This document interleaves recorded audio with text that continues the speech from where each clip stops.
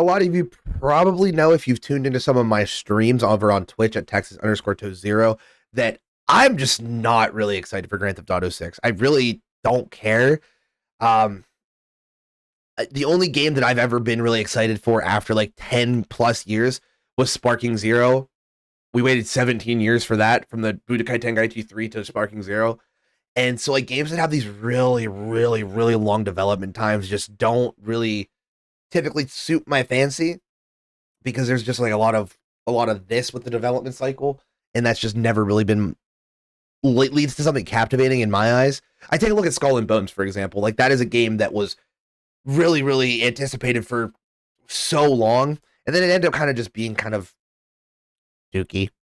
So I kind of have the same mindset with Grand Theft Auto 6. And this article by Polygon kind of touches on kind of some of the sentiment that I feel. So I wanted to kind of look at this with you guys and just go over everything. So let's go ahead and take a look at this. The article's title is that GTA 6 has become too big for everyone's own good, or in my, like, what I like to say, too big for its britches.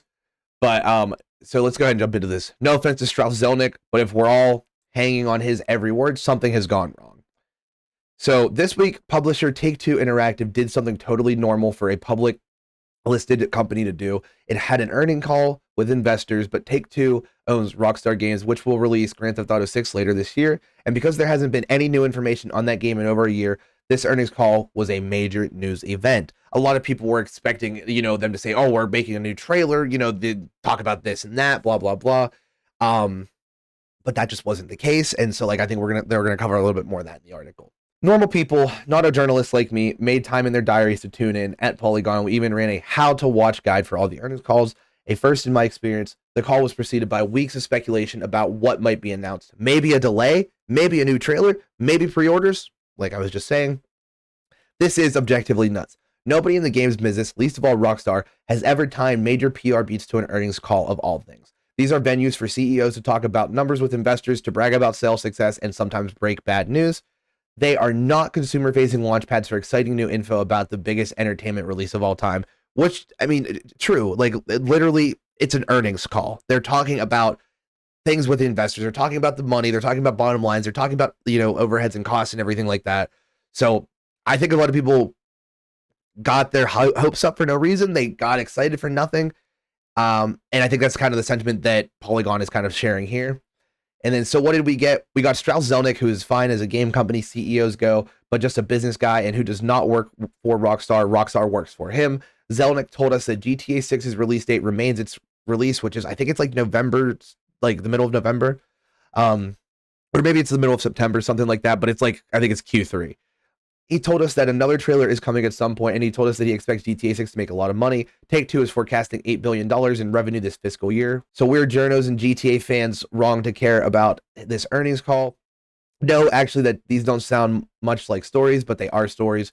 Before the information vacuum around GTA 6 is so total, the anticipation for the game is so high, and the stakes are so consequential, not just for Rockstar and for GTA players, but for the entire video game world.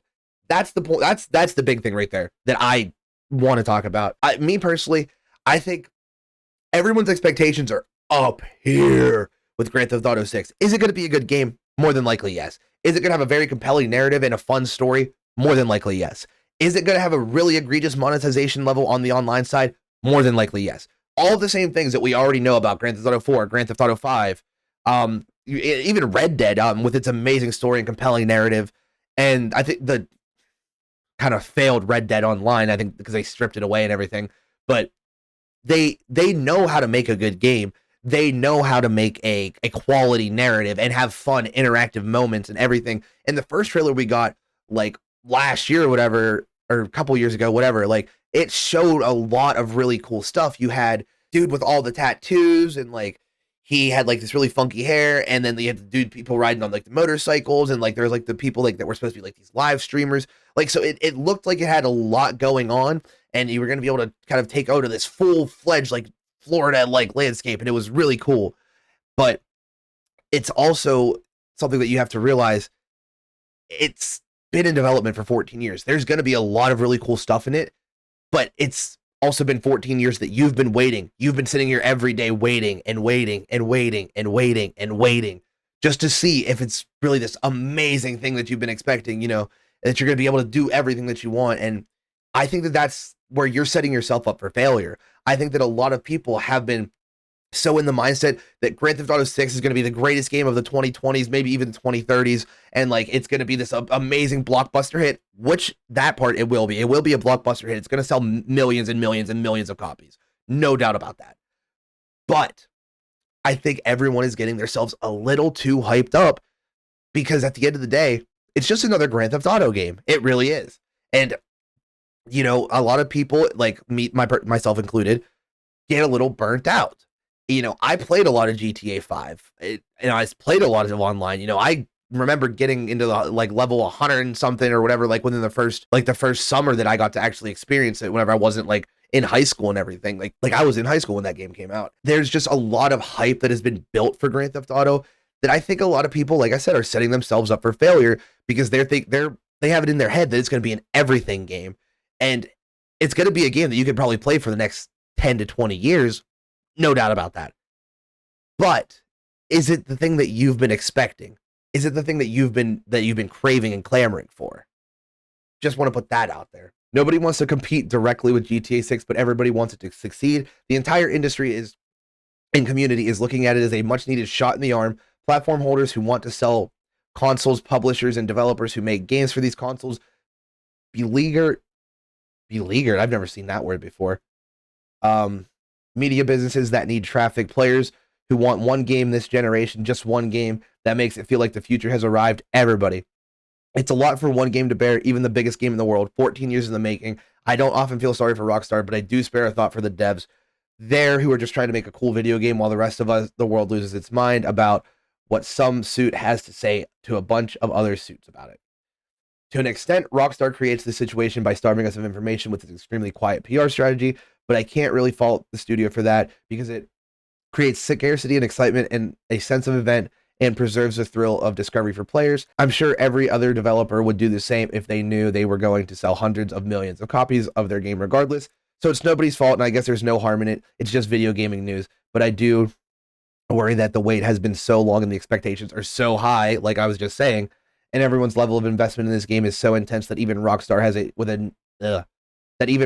with a near flawless track record of delivering the goods can't live up to it, and I really don't want to see what things look like if it doesn't. Also, this part also don't forget. There might be a subscription service in GTA 6. Who knows? This is just speculation, but I mean, hey, I'm just saying, don't be surprised if there is. Like I said, this article just kind of covered some of the things that I've already been thinking, that there's so much hype around Grand Theft Auto 6, which it's understandable why people are so hyped for it. But I've also heard this, comment made from another content creator in the past is like, don't buy into the hype. You can be excited, but don't be hyped because all you're doing is setting yourself up for failure. There is quality and there is benefit to being cynical. And that's where I'm at, is I am being cynical with Grand Theft Auto, not because I think it's going to be a failure, not because I think it's going to be a bad game, but because I have almost bought into the hype because of other people by just surely their values and their sentiments saying this is going to be the best game ever. It's going to be revolutionary. I'm never going to need to play another game. And it's like, brother, it's just another Grand Theft Auto game. It's going to have a good story and you're going to be able to play online probably the same way that you do now. But at the end of the day, it's just going to be another crime shooter. Like you're really getting yourself hyped up probably too much to the point where it's going to end up burning you when the game comes out. Like, it's probably still going to have bugs. It's going to have issues. It's going to have really weird moments that don't jive with a lot of fans. But at the end of the day, I think the biggest thing is people are seeing it as this, like I said earlier, everything game. They're seeing it as this next revolutionary thing. And like, I don't think it's going to be like that. I think it's going to just be a Grand Theft Auto game. I think it's going to be immersive. I think it's going to be fun. I think it's going to be a blockbuster for sure, but I think a lot of people have their expectations like up here, like really high at the ceiling when they need to be more like here, because you already know what you're getting. It's a crime shooter. It's Grand Theft Auto. Grand Theft Auto formula isn't really like each iteration of the game, aside from improving some quality of life things and like improving graphics and stuff.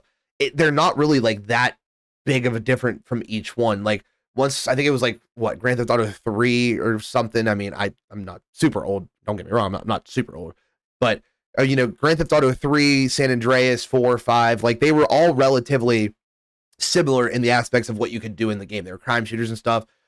Now, the thing that I think could be a big change for Grand Theft Auto 6 is like the seamless world and stuff. You know, being able to go say in and out of any building and any home and stuff like that. And you know, not having all these crazy loading screens and like stuff like that.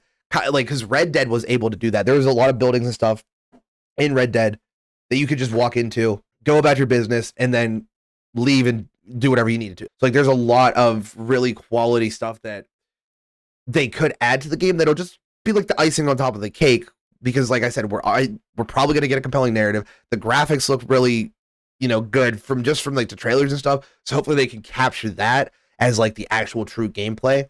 But we don't really know anything else because they've just been kind of like doing the whole, you know, State Farm or whatever commercial where he's like hanging the fishing pole and it's like, oh, you gotta be faster than that. Oh, you gotta be faster than that. They're just teasing us right now.